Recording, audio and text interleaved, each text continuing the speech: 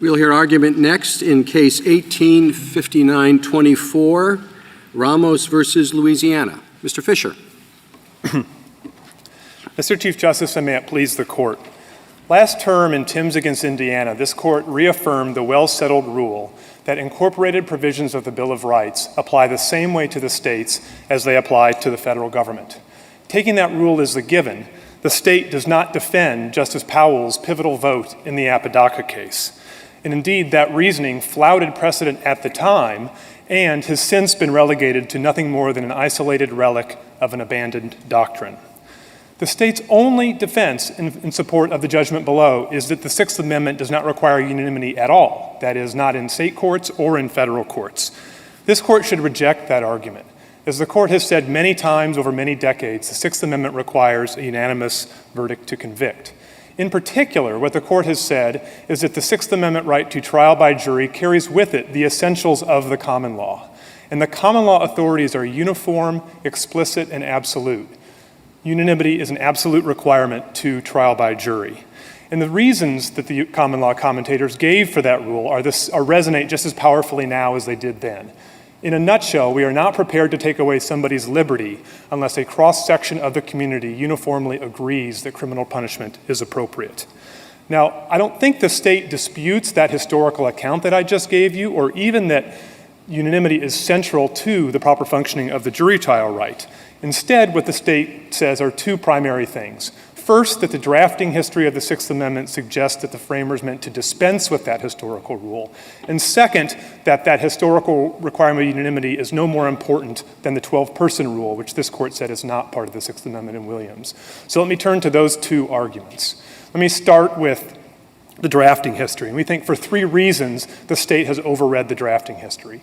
First, as the Court itself has said in cases dealing with provisions like the Second Amendment and the Double Jeopardy Clause, we do not read into a deletion of language any meaning when there's no contemporary evidence that it was designed to change the meaning of the provision.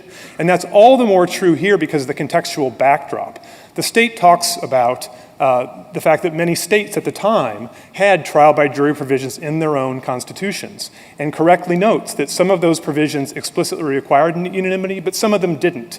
And the rule was the same across all of those states. So the thing that the framers would have taken from the context at the time would have been that it doesn't matter whether you have unanimity in the provision, it requires it either way. Well, but and still, to give them, to be fair, even if you see some have unanimity, some don't, and you've got a draft that says unanimity, I don't understand why you would take it out and just then be able to argue later, well, it doesn't matter whether it was in or not. It's in there in the draft. Why would they take it out? Well, the best historical evidence, Mr. Chief Justice, is that it got latched on to a debate about the vicinage requirement. And so what James Madison did is take away all of the elaboration of the right to trial by jury.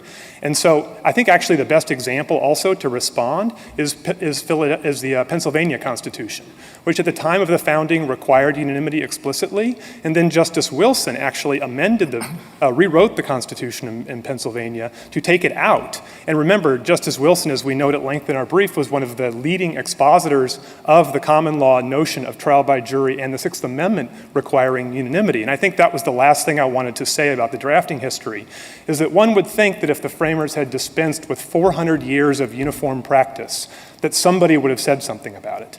But what you have is the reverse. You have Justice Wilson, right after the Constitution is founding, talking at great length about how unanimity is, quote, indispensable. You have Justice Story in his commentaries using exactly the same word, indispensable.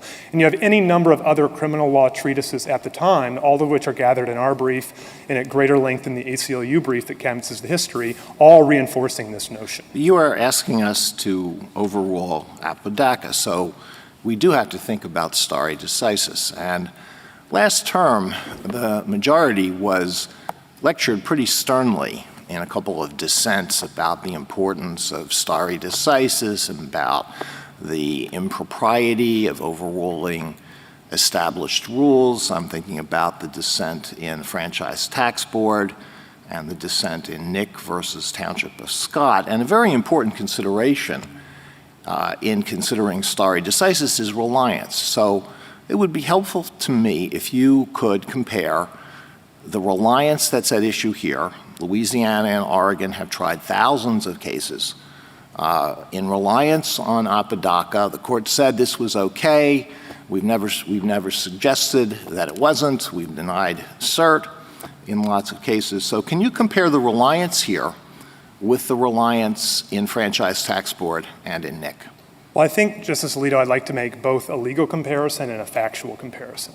So starting with the law, I think it's important to note that the state here is claiming to rely on Apodaca, but they are not defending the rule of Apodaca, which is that the 14th Amendment doesn't require states to have unanimous verdicts. Instead, they're asking the court to adopt a new rule of Sixth Amendment law that the court has never adopted. And I know the court last term, as you note, in part of those disagreements, some justices were saying, well, it's okay to come up and rehabilitate an old rule. That shouldn't forego stare decisis value. But here the state's asking for a brand new rule. I don't want to interrupt, but that's a fair point. But we're not tied in deciding this case to the position that's taken by the state. We have a decision of this court, Apodaca, and we could affirm it on a different ground from the one that the exact one the state has advanced. But I want you to complete what you were saying. So let me give you 3 reasons why, even if you take that as a given, stare decisis shouldn't carry the day, and then I'll turn to the facts. But still sticking with the law, 3 things. One is, remember, Justice Powell's vote was an isolated vote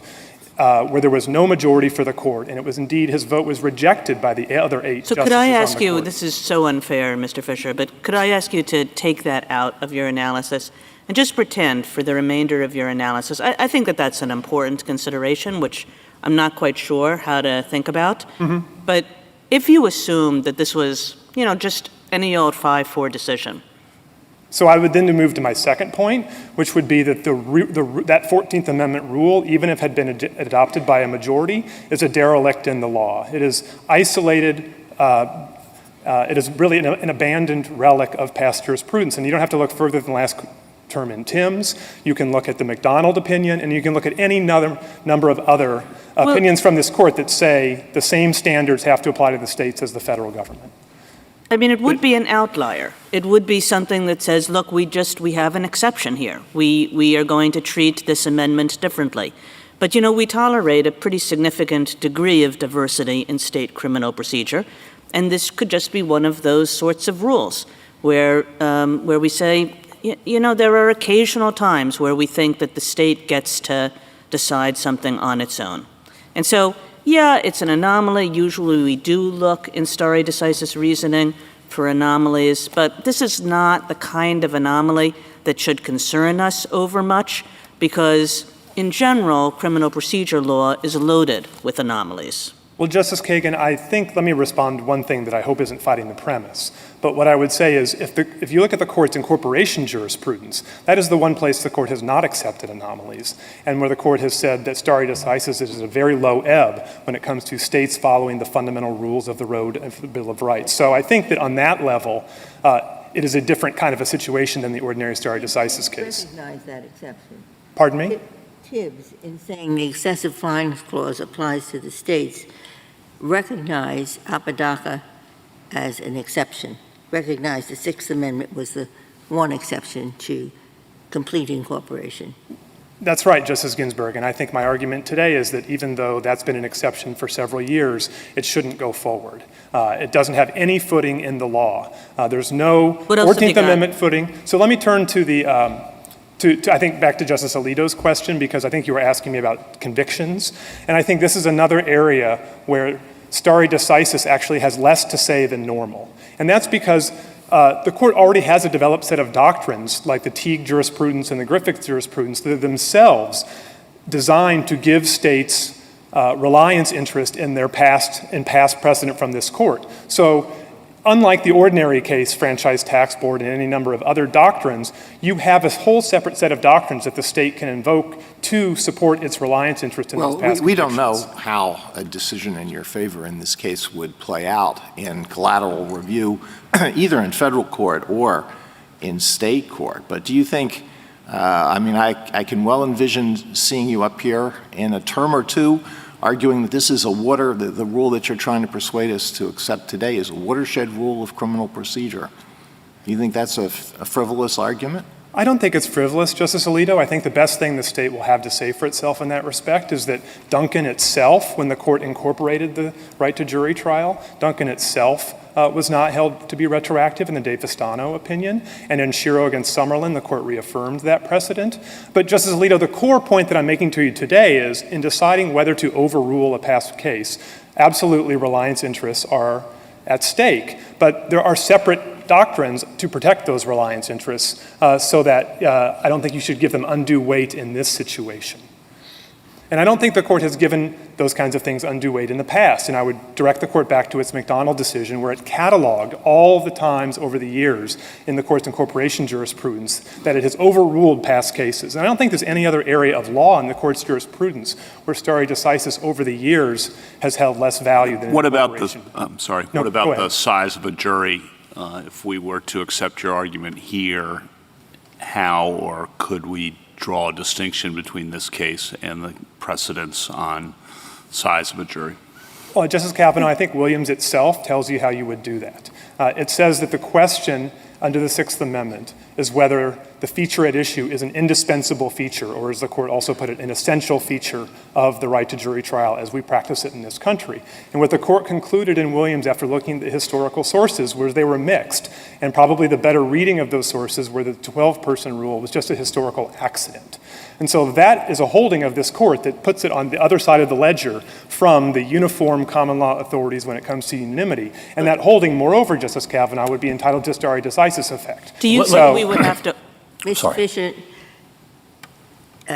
Williams, I think, is a problem for you. If only 6 minds need to agree to convict of a criminal offense, why shouldn't 10 be enough? Justice Ginsburg, the key principle is not how many, it's the degree of agreement. And so my core proposition to you today is that a 10-2 verdict is less guaranteed to be accurate and less guaranteed to be consonant with the purposes of jury trial than a 6-0 verdict. And I think maybe it would help. You preface that by saying that's a key part of the distinction you're trying to draw? Well, maybe it is the very distinction. Well, I know, but I mean, I guess I'm not sure that's self-apparent. I mean, I don't know whether you play it out in game theory or something, but if you ask the defendant, what do you want? Do you want 6 and they have to agree across the board, or do you want 12 and you've got to convince? That's not immediately apparent to me which I would take. Well, Mr. Chief Justice, can I give you a legal answer and a practical answer? So as a legal answer, the unanimity required even of a 6-person verdict is more consistent with, and in fact is the only consistent outcome, with the purposes of the jury trial clause, because the core purposes are effective deliberation towards an accurate decision and a cross-section of the community. Now remember, what happens in Louisiana and in Oregon is that a cross-section of the community, somewhat by design, can be left out of and canceled out of those deliberations. And that's very different than a 6-0 verdict when it comes to the way things happen in the jury room and the public confidence in that verdict. And I'll also give you a practical answer to your question. When Louisiana was considering changing its law, and indeed did change its law, which I would say parenthetically is also something that I think should be taken into account when it comes to stare decisis, that Louisiana has even changed its law. But during those deliberations, there was a prosecutor who testified before the legislature and said that he used to sometimes charge felonies instead of misdemeanors because it was easier to get a 10-2 verdict than it was to get a 6-0 verdict. Mr. Fisher, let's say I'm not entirely persuaded by your functionalist arguments about the distinction between unanimity and numbers between this case and Williams. Have you got anything else besides these functionalist arguments about the real great importance about unanimity and the relative lack of importance about numbers?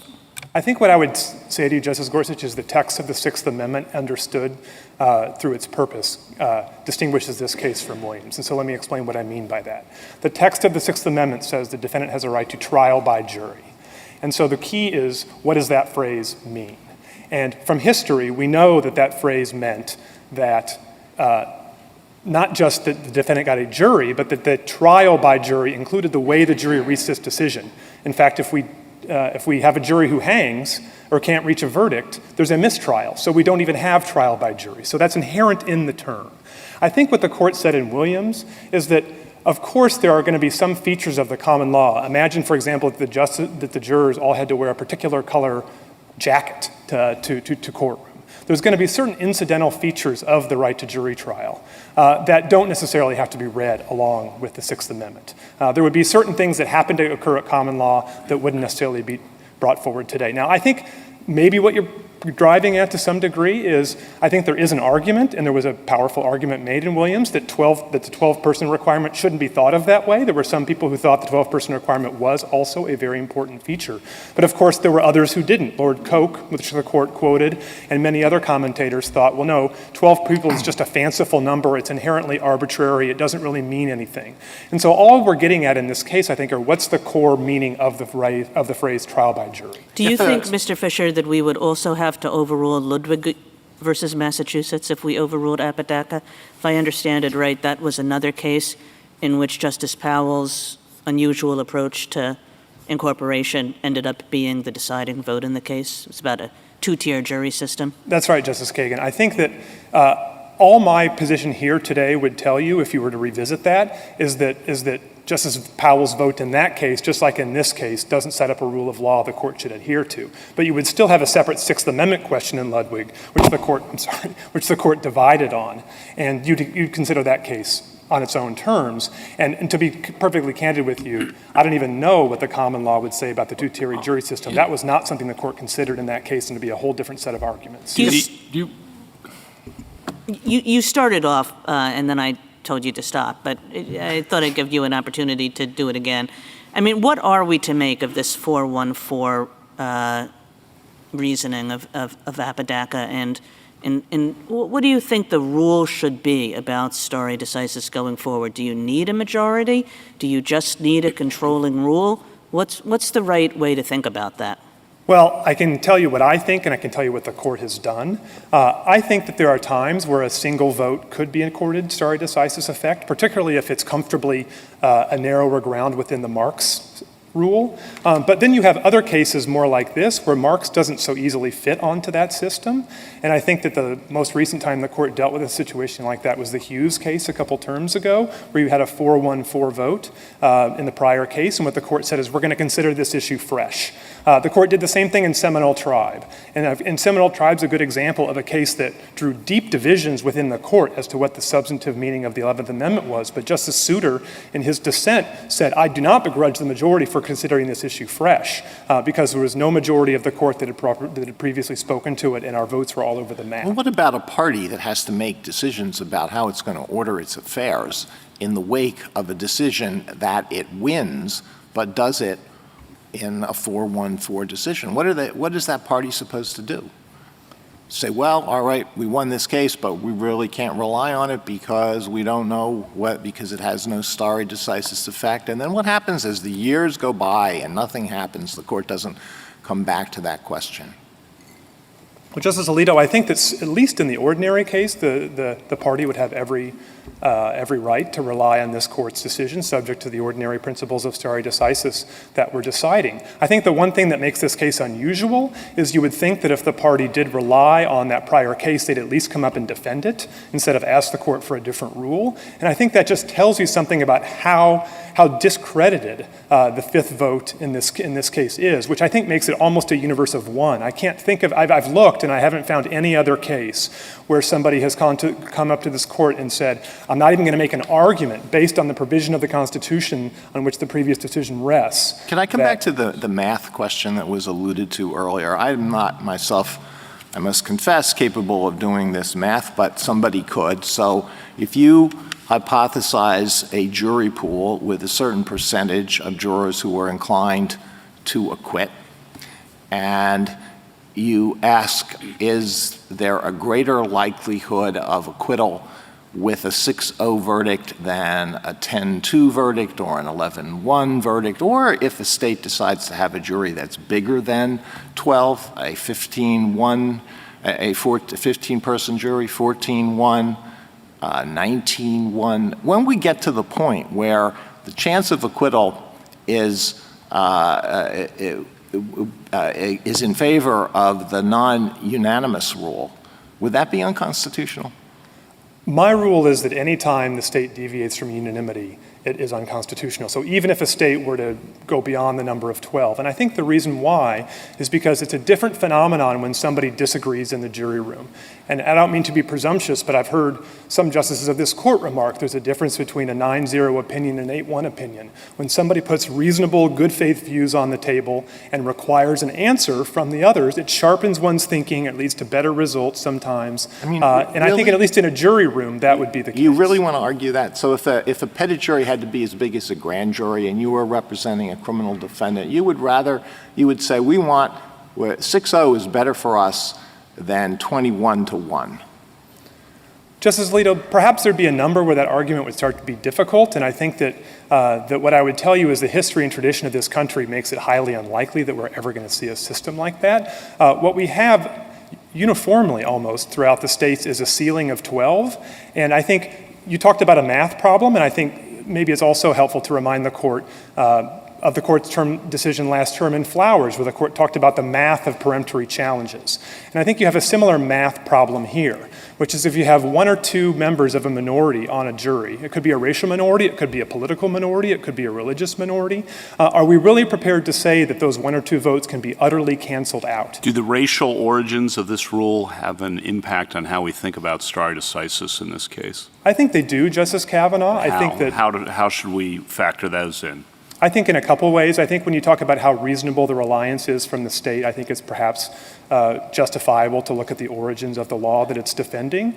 But I also think more directly, if you're asking whether Justice Powell's 14th Amendment reasoning should stand, he didn't even consider this history. I'm not sure it was put in front of the court. And as the court has said many other times, like in McDonald, like in Pena-Rodriguez, when we're reading provisions of the Bill of Rights against the states through the 14th Amendment, the history and purpose of the 14th Amendment is a salient way to think You really want to that. make that argument. You made a big deal of it in your brief.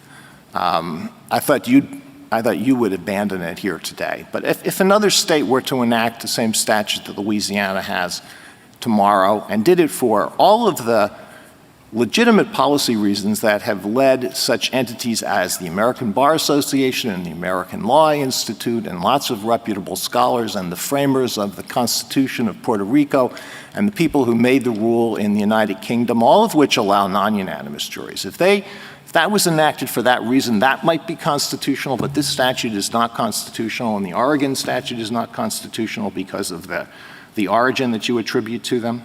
No, Justice Alito, let me make sure that I am clear with the court. We think that purpose perhaps could inform the court's decision-making, and particularly if you're looking at stare decisis, it could inform whether to stick with an old 14th Amendment rule, but we don't think it's essential to our 6th Amendment argument, and we think if a state had followed the old ALI recommendation before the 6th Amendment was incorporated in the states, that I'd be making all the other same arguments I'm making here today. But I think the thing I would leave you with before I sit down for rebuttal is that it is telling, Justice Alito, I think, that no state has ever done that. The only two states that have ever deviated did so under circumstances where the cross-section of the community that the jury trial is designed to bring into the courtroom had changed. And part of the design was to leave a part of that cross-section perhaps out of deliberations. You mentioned a couple of times earlier in your argument where the court has said that a decision is entitled to less stare decisis effect because the parties have come into court and tried to kind of improve the reasoning, so the court has said, of the earlier decision. And as I understood what you were saying that this even goes beyond that. Right. Could you explain why, or is it the same as that? Or because I've never liked that argument. So is this just is your argument just the same thing? No, I think it's a step further, Justice Kagan. I think even if you believe that parties ought to be entitled, especially when there's many years between an old decision and a new one, to defend the old decision with the rhythms and the precedents and the ideas that have intervened. So, for example, to take a case like Citizens United, perhaps the government could have come in that case and made other First Amendment arguments in support of that statute in that case. I think we have here something entirely different, though. The state is not even making a 14th Amendment argument. They're asking the court to adopt a rule, and let me just be clear, the rule that they're asking the court to adopt is the Sixth Amendment does not require a unanimous verdict. 5 justices in Apodaca squarely rejected that argument, and the court itself and 14 other opinions have rejected that argument. So, Justice Kagan, I think this is different in kind. It was unsettled until Apodaca. The unanimity question was not settled until Apodaca, right? Because four of the justices there thought unanimity was not required. 4 thought it was. So it was Apodaca, the 5th vote being Powell's vote, that set the precedent for requiring unanimity in federal trials. Let me say something about before Apodaca and then after Justice Ginsburg. Before Apodaca, the court had squarely held in Andres in the 1940s that the Sixth Amendment requires a unanimous verdict. And it had said it many other times, but I think in that case it was integral to the holding. And so what I understood the four-justice plurality to be saying in Apodaca was doing what Justice White had said in a footnote in Duncan it could do, which is reconsider the old precedents. But even if I didn't have that, I would have the 5 votes in Apodaca, Justice Ginsburg, and the statements in cases like Richard and Descamps-Slater, where the court has cited Justice Powell's opinion as the law and said that it settles the Sixth Amendment question. Thank you, counsel.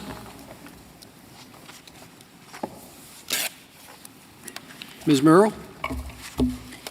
Mr. Chief Justice, and may it please the court, we agree with petitioner that this case presents 2 issues: whether the Sixth Amendment requires unanimity, and if so, whether that requirement applies to the states. The court should decide this case on the first issue because nothing in the text, structure, or history of the Sixth Amendment requires unanimous jury verdicts. Nor has this court ever held that the framers wholesale adopted the common law. In fact, the courts expressly rejected that view in Hurtado with regard to the Bill of Rights and in Williams. Those correct holdings, plus historical evidence that the framers expressly rejected unanimity in the Sixth Amendment, are fatal to petitioner's request to add back words that the Senate rejected in 1789. The reliance interests here are overwhelming. Because the Sixth Amendment is not a code of criminal procedure, over 2 centuries of states, for 2 centuries, states have adapted their criminal justice systems to their particular circumstances, and Louisiana for the last 50 years has specifically relied on this court's express approval of the system that's challenged here today again. We have 32,000 people that are currently serving time for serious crimes, and each of these convictions would be subject to challenge if Apodaca is reversed. Overruling Apodaca would strike at the foundation of widespread state practices that include indictment by information and juries of fewer than 12. The beauty of our system is that people can change the rules. So if they now want to require unanimity, they can do so. They can amend their state laws, as Louisiana recently did, or they can amend the federal constitution. The judgment in Apodaca should be affirmed. And I'm happy to take questions. But you're asking the court to take up a question that 5 justices answered in Apodaca. That is, that the Sixth Apodaca, there were 5 votes to say that the Sixth Amendment requires jury unanimity in federal trials. You are asking us to reject a rule that 5 justices adhered to. Justice Ginsburg, we don't think that Justice Powell's decision was entirely clear with regard to the rule as it would apply historically. We think the text is very, very clear that unanimity is not there and that it was rejected. So we're happy. There were 4 justices who said unanimity was required. And then there was Justice Powell who said unanimity is required in federal trials. You are asking us to overturn that position, that unanimity is required in federal trials. Justice Ginsburg, we don't believe that that was central to his holding or to his position and his plurality opinion. And our position would be that one justice's opinion that is not central to his plurality opinion plus 4 dissenters is not equal to a holding. Well, then aren't we having to address this fresh, just as you really seem to want us to do? I mean, that seems to me an admission that we are in a proper place to take this up afresh. If precedent waits for anything, what do we do with Andres? What do we do with those 14 cases throughout Supreme Court history that seem to treat unanimity as part of the Sixth Amendment? And what do we do as well with Hughes and with Seminole Tribe and a lot of other cases where we've been facing similarly splintered decisions and the court has come back and addressed the question fresh without considering stare decisis in those cases. Sometimes the court can't reach majority opinion. Sometimes it's just unable to. And why doesn't a state take that risk when it relies on a decision that is so splintered? Justice Gorsuch, I think that Louisiana reasonably relied on a decision of this court that non-unanimous juries were constitutional. They also did that on the tail end of a decision by this court in Williams that found that a six-man jury was also constitutional. And I don't... It's a six-person jury, so we can put that aside. We're dealing with unanimity, and I don't think you're arguing that the court did anything improper in Hughes or did anything improper in Seminole Tribe by taking up the question fresh. And I'm just curious why it would be different here and why the state shouldn't be assigned some degree of risk, assuming risk, by proceeding in this area on the reliance of one member of the court's opinion that is rather, I think, fair to say, idiosyncratic. Well, for one thing, I think that incorporation doctrine evolved over time, so I'm not sure that the state it was reasonable to expect the state to ignore an actual holding in the case and anticipate that would change over time. So that's one response that I have to that question. My second response is that I think you can take it up afresh. But I also, this is a non-textual right. I appreciate that. Yeah. Well, just on that, General Merrill, so, I mean, you don't really want us to take it up afresh, do you? I mean, aren't you? I'm sort of confused because there's this sentence in your brief. It says, neither party is asking the court to accord Justice Powell's solo opinion in Apodaca precedential force. Is that right, that you're not asking us to accord Justice Powell's solo opinion precedential force? Because if that's right, then, I mean, are you basically just saying to me, forget Justice Powell's opinion in Apodaca, just decide what the Sixth Amendment requires?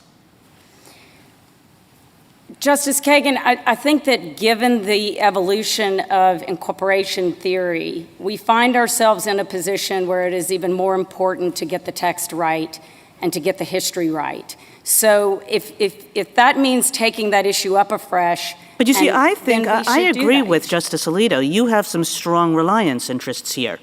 But your reliance interests are only relevant in the context of an argument from stare decisis. And I guess I would like to know then, how are your reliance interests relevant? What argument from stare decisis are you making? Well, we think that the text and the history do not include a non-unanimous jury verdict. We think that that's a constitutional, that is a choice that states can make. And That's so, not... we think that the four justices plus Justice Powell's decision were a ruling that said that it was not unconstitutional to have non-unanimous jury verdicts, and it was reasonable for us to rely on that. So we don't entirely disavow stare decisis. I mean, we still believe we have enormous reliance interests. You are relying on Justice Powell's opinion in Apodaca. That's the only... We're also For stare relying... decisis, that must be what you're relying on, combined with the other four that said the states don't have to provide unanimous juries. Well, I think, Justice Kavanaugh, that we're also relying on this court's opinions in Williams and in Hurtado that said that the court that has never adopted the common law wholesale. I mean, that is, I think, critical to the analysis. Just to be clear, you are not urging the Apodaca. You want us to go back and say what the Sixth Amendment requires, the issue on which the court was divided. You want us to say unanimity is not required in federal trials and it's not required in state trials. And on that issue, what is your view of the Seventh Amendment? Does the Seventh Amendment require unanimity in civil trials? Justice Ginsburg, I think the Seventh Amendment is a different question. Its text is different. Its structure is different. Just the answer to my question. Is unanimity required under the Seventh Amendment in civil trials in federal court? I don't believe that it would be required in the Seventh Amendment, but I don't think you need to determine that here today. That's not the issue. Well, The this issue court is the has Sixth held that there's a holding of the Supreme Court that's over 100 years old, so holding. And so that no reliance interest for anybody there? Justice Gorsuch, my answer is specifically related to the text and what the text would require. I'm not disputing that there might be precedent that would apply to the Seventh Amendment. All right. All right, so we don't count precedent in the Seventh Amendment, but we do in this area, Justice Powell's opinion. Let's say the Seventh Amendment does require a jury trial. In what universe does it make sense to imagine that the framers of the Constitution would have insisted on a jury trial for civil cases where property is at stake, but not in criminal cases where liberty is at stake and lives? I believe that the structure and the history of both ultimately, on the textual answer, reach the same result. I don't think that right, they you would. disagree with the Supreme Court's analysis on the Seventh Amendment. I understand that. But spot for me a moment that the Supreme Court might have gotten the Seventh Amendment right. Okay? Maybe possible. All right? In what universe would the rule be different for criminal cases? I don't think necessarily the rule would be different. I think that that we have to look at what the text and the history demand, and that when we are talking about a non-textual right, I think that it is very, very important that the court get the history right. And history tells us that unanimity was rejected for a reason, that there was a very specific decision that was made to reject unanimity. It was proposed, it was rejected, it was debated, it was discussed. It was a known issue because 4 states had actually adopted non-unanimity. How far are you willing to depart from unanimity? Would a 7-to-5 requirement be okay under your theory?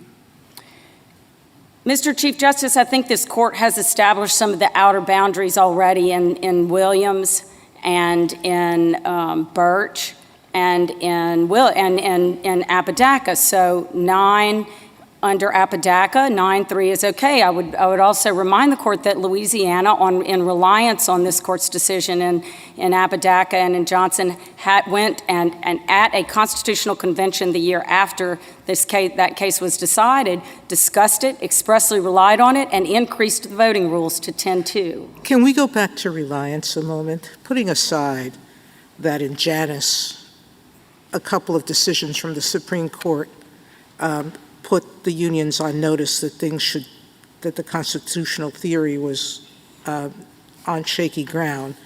And here you have a series of cases, much older, telling you that the incorporation theory was on shaky ground.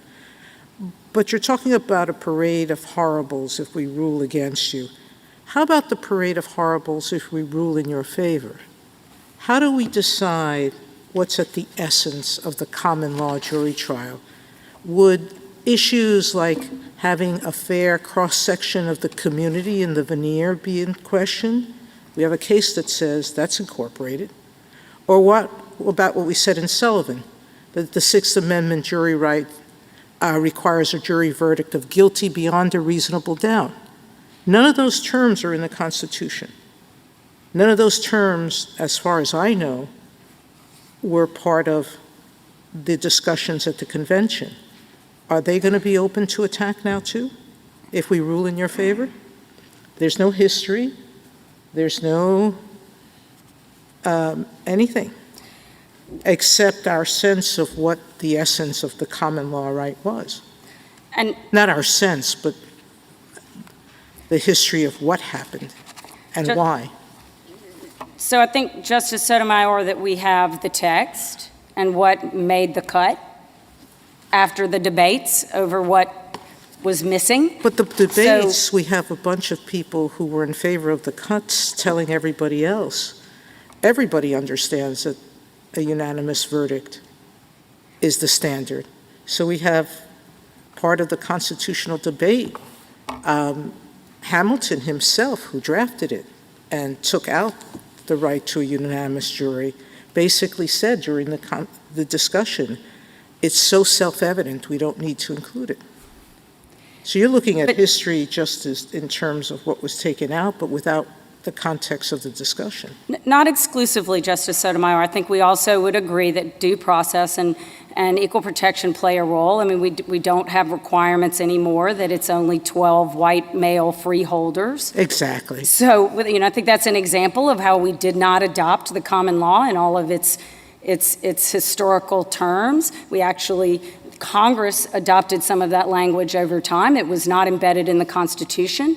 So we know that there was an historical debate. We know that states had adopted a different rule and then some of them wrote this rule into their own state constitution. So known debated problem. Madison proposes an amendment, thinks he's solved this problem, and then it gets rejected by the Senate. So, But why was it rejected? I mean, one account is it was totally unnecessary. Everybody understood a jury trial meant unanimous agreement. So we took it out because we didn't want to clutter up the Constitution with unnecessary statements. The words jury trial themselves mean unanimous verdict. well, Justice Ginsburg, we did clutter it up with the word impartial, and we did clutter it up with a number of other terms. And I think that the history showing that states felt that it was important to write it into some of their constitutions indicates that there certainly was at least a view that it should be written in by some. So I don't think it's a fair reading to assume that was simply because we would all know that it would be there, especially because they knew that they were writing a document for the future. For the sake of argument, assume that I think the Sixth Amendment requires a unanimous jury, just for the sake of argument. What are your best arguments then for why the right is not incorporated, and relatedly your best arguments for not overruling Apodaca, which is read, the opposing counsel says, to have allowed the states to do that? Justice Kavanaugh, they are conceitedly not very good. I mean, I think that based on Tim's, that we recognize that this court, at least at this point in time, has taken a view of incorporation that says that there's no daylight. So if you find that unanimity is required, I find myself in a far more difficult position. Well, yes and no, General argument. Merrill, because you have this stare decisis, except you're giving it away, and I don't know what to make of that. Because I would think that what you would do is to say something like, this is an outlier in our incorporation doctrine. There's no question that it is, but it's been an outlier for 50 years. It's been completely administrable. It's been completely clear. States have had every right to rely on this for 50 years. It doesn't matter whether it was wrong, because overruling something requires more than just that a decision be wrong. It's been there. States have relied on it. There's no reason to change it. The end. Stare decisis.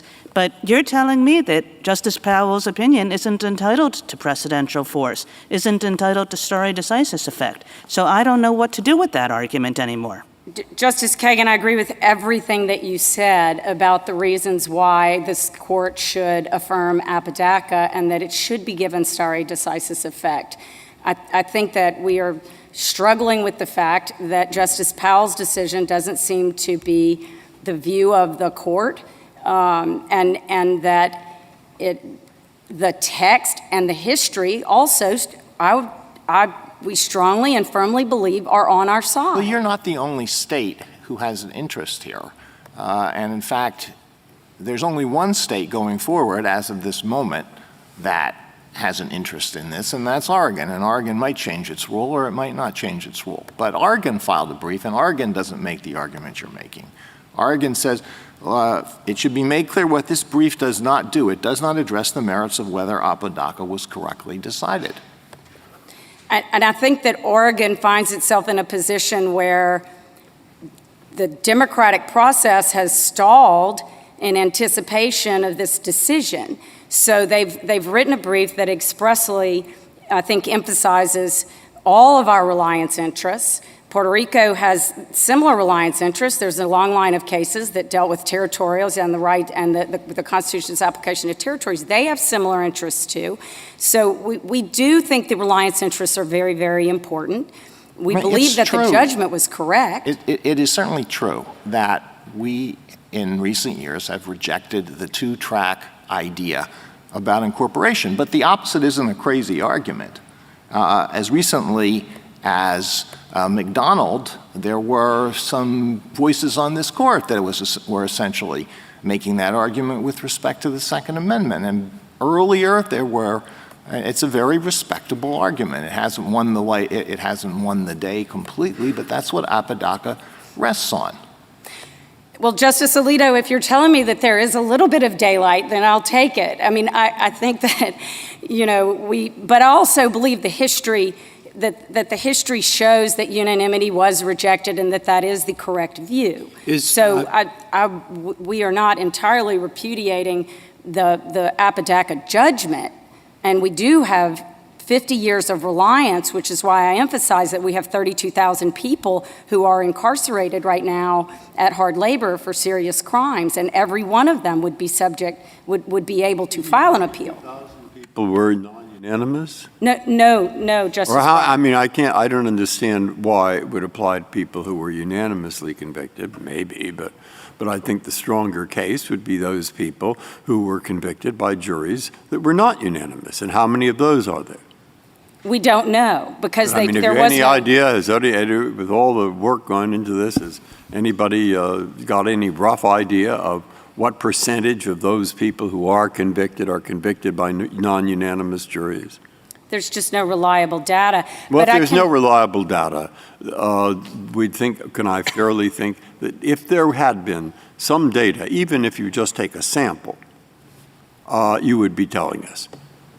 And therefore, the fact that you're telling us that there are a lot of people in jail, which I did know, that suggests something. Well, now, then you say there's Oregon that they're waiting. All right, Puerto Rico is a tough case, actually. It's a Hispanic tradition, and I don't know. You might have to bring up the insular cases. You might have to revise them. You might have to get into the status question. Puerto Rico is worrying me. So is there something you want to say about that, since you raised it? Well, we have the same tradition, but you have the same tradition, but you don't have, as a matter of fact, the whole system of trials that grows out of the civil tradition. That's why I think all 32,000 are at risk. That wasn't I got past the 32,000. I now want to know, since you've looked into Puerto Rico, is there a particular problem there if we overturn Apodaca? I believe there is. I know you believe there is. I just want to know what there is rather than my making it up. Because the territorial decisions were based on the authority of Congress to write laws that were different for territories, notwithstanding the fact that they still came under the protection of the Constitution, I think that there's a problem. So it's the same. I mean, the issue here is, does the Sixth Amendment require unanimity? And unless you're going to continue a special carve-out for the territories, then they have the same question. Is the 32,000, is the reason you don't know because the jury is not typically polled, or what?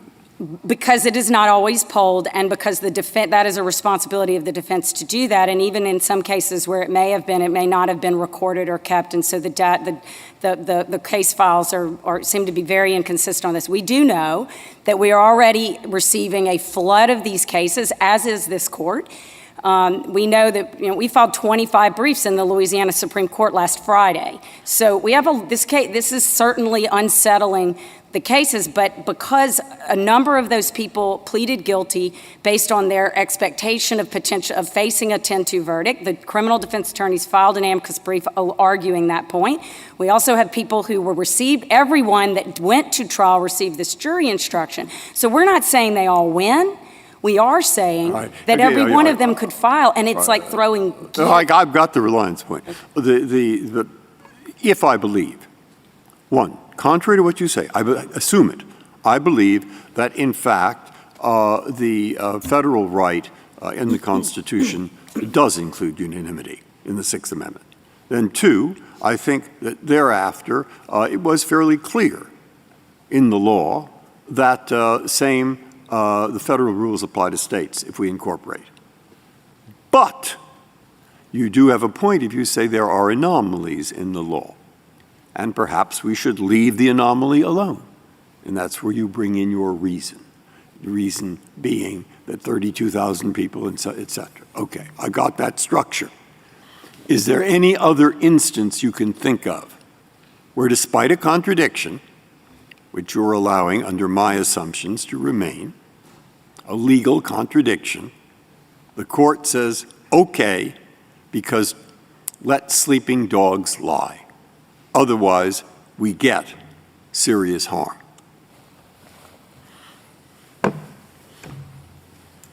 Just a footnote.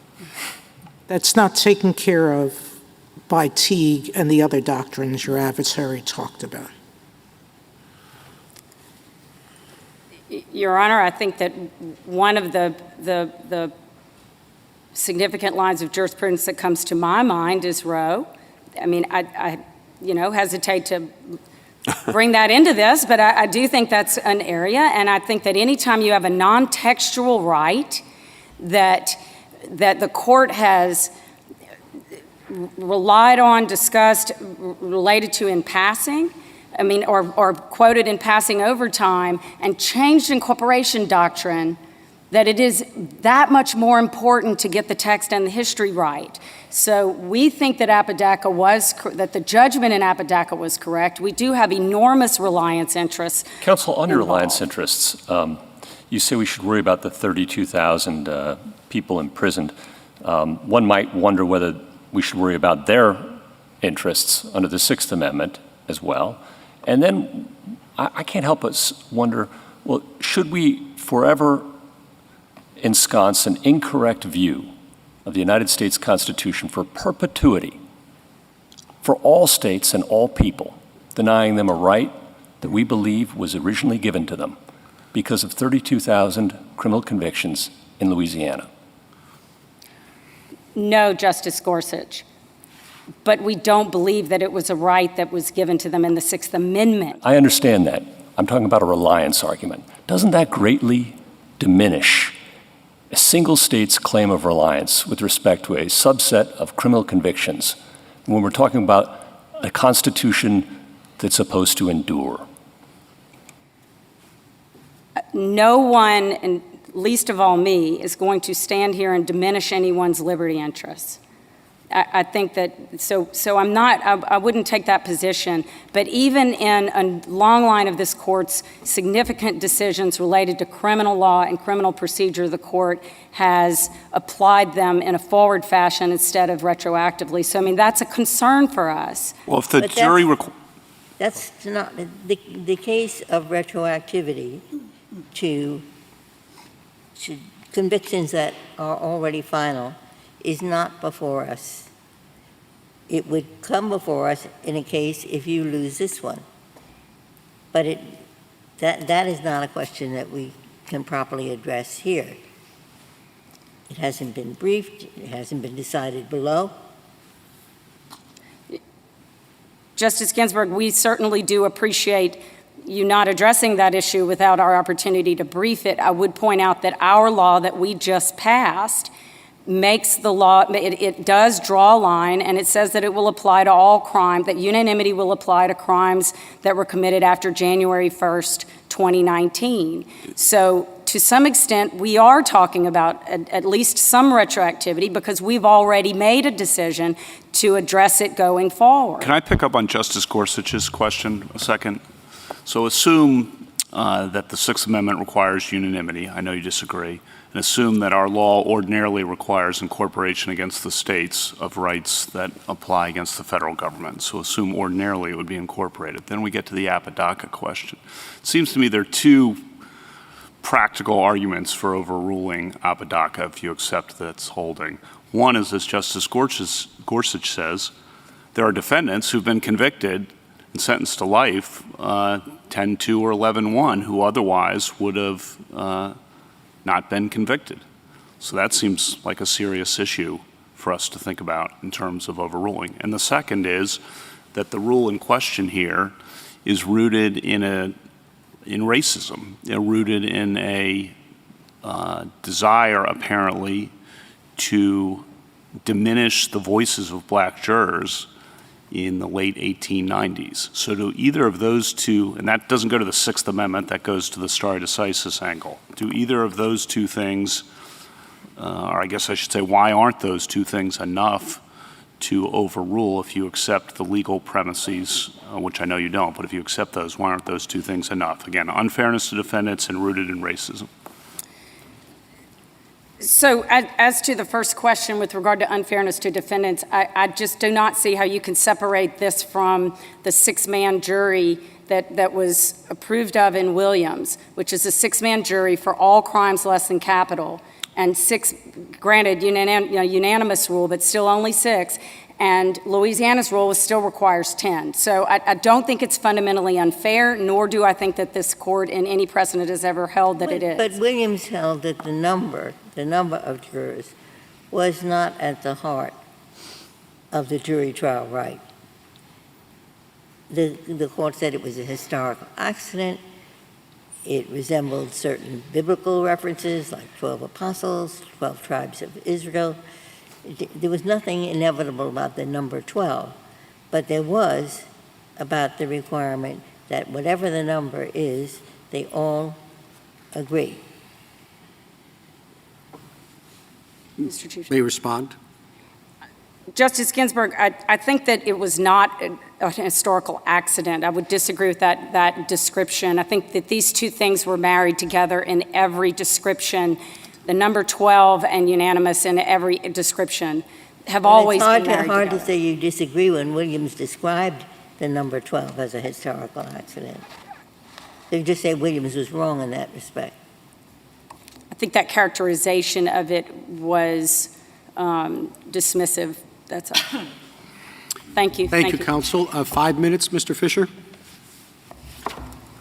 Thank you. I'd like to make a couple of quick factual points and then talk about stare decisis and reliance.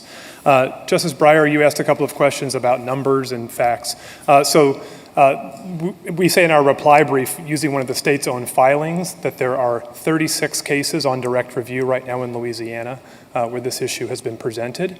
And then even within those 36s, even within that 36, you're going to have arguments about whether it was adequately preserved and all the rest. And so we think, at least in the direct review level, the numbers are actually quite modest and low. And as the court has described throughout the last half of the argument, the retroactivity questions can be left for another day and covered by their own reliance doctrines. You also asked about Puerto Rico. In footnote 10 of our brief, we note that the court held in Balzac that the right to jury trial does not apply the same way in Puerto Rico as to the states. And so that would be a question about the insular cases. You're going to be talking about that next week, perhaps, but it's something that this case doesn't necessarily address. So as to stare decisis and reliance, let me make a couple points about the state's framing of its arguments and then talk about, I think, Justice Kagan, your sort of alternative framing of the arguments. As to the state's framing of the arguments, I think it's helpful to remember why we have the stare decisis in the first place. It's about settled expectations in the law. And what we're asking you today to do are to reaffirm two things the court has said many, many times over the years.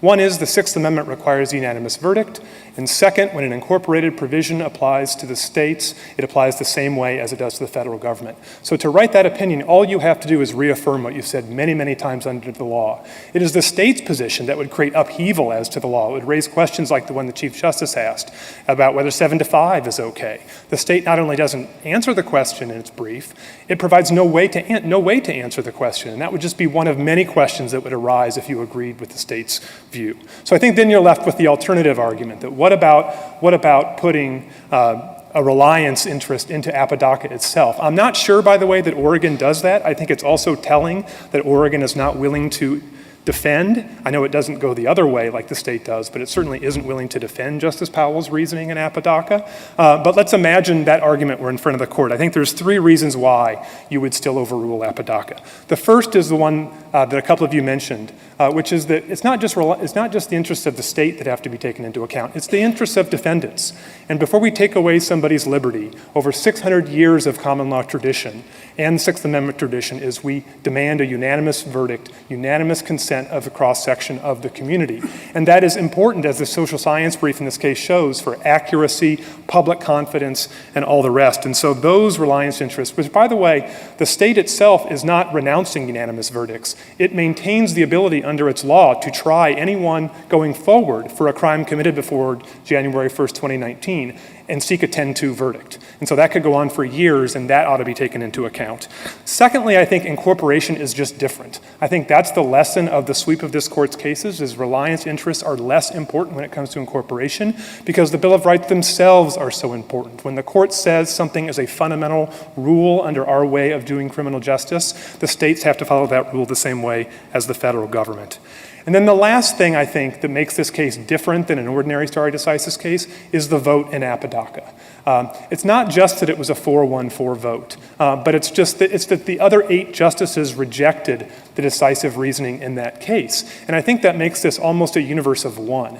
And if I could push it even further, I would say that if you have any doubts, look at Justice Powell's reasoning. Justice Powell's reasoning in Apodaca itself was based on a refusal to follow precedent. What he said was, I'm agreeing with the past dissenters. I know you have this rule from Malloy against Hogan from 5 years ago that requires the same standards to apply in federal court as they apply in state court as they apply in federal court. But I don't want to follow that rule. He didn't even try to distinguish the court's old holding. So in a sense, Apodaca itself was born of a disregard for stare decisis. And so if you feel strongly about stare decisis as a value, this case is almost singular in the compelling reasons right now to overrule Apodaca. Since you mentioned Balzac, can I ask you a question about that? So let's imagine this case is decided in your favor, and then a defendant who's been convicted by a non-unanimous verdict in Puerto Rico comes here and he says, look, I am a citizen of the United States, and the only reason why I was able to be convicted by a non-unanimous verdict are these old insular cases that reflect attitudes of the day in the end of after the aftermath of the Spanish-American War. And just as you brushed aside Apodaca, you should brush aside the insular cases.